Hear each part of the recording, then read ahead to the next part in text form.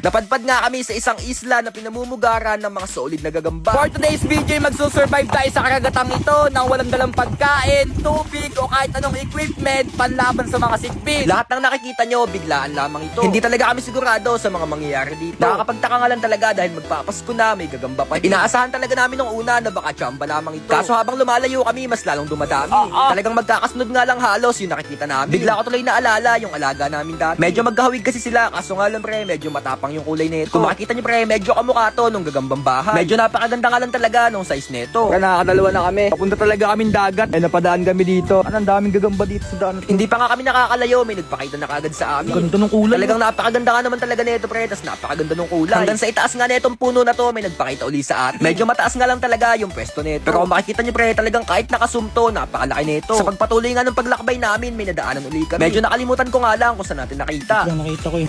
Yung nakita ko ang gagamba. Duda ko talaga, hindi ito yung nagpakita sa atin. Nakatalikod kasi yung nagpakita sa atin kanina. Medyo nakadapa kasi etong isa na to. Kaya feeling ko, hindi talaga ito yun. Paldo. Ang ganda ng boy, nasa tubig pa rin bahay. Maya-maya lang sa wakas, nagtama na yung hinala natin. Ito.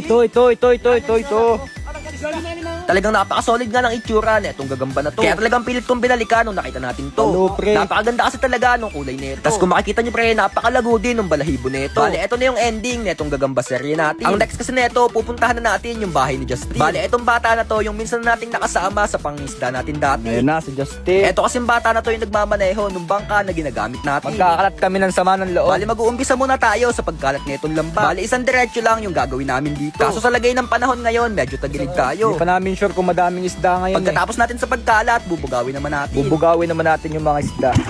Bale, ang next naman natin gagawin ay iikutan naman natin yung mga lambat kanina. Ang gawin namin pre, ikutan naman namin yung mga lalagay namin lambat kanina. Papunta doon. Kaso sa mga gantong gawain talaga, di natin maiiwasan minsan yung kamalasan. Sumabit yung lambat. Lala.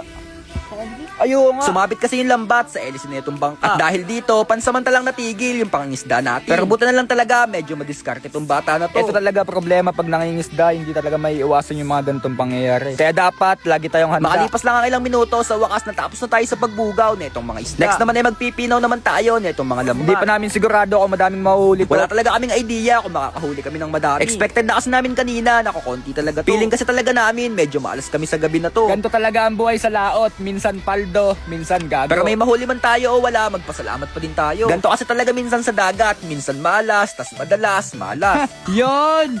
Bale, eto na lahat yung nahuli natin. Medyo konti lang to, pero hindi okay to. Ito lang lahat yung nahuli namin. Gumagalaw pa. Bale, 5 piraso na isda lang yung nahuli natin. Tapos yung isa, tawad pa ata to. Medyo maalat talaga ngayon yung dagat, pre. Alam nyo kasi di talaga natin may iwasan yung kamalasan. Pero huwag kayong mag-alala, napaka-buenas ngayon sa PH92. Alam nyo yung mga ganang kamalasan, ano na yan, pangkaraniwan na talaga yan. Pero buti na lang sa mga ganitong pagkakataon, palagi tayong may dalang reserba. Kumbaga, meron tayo laging second option.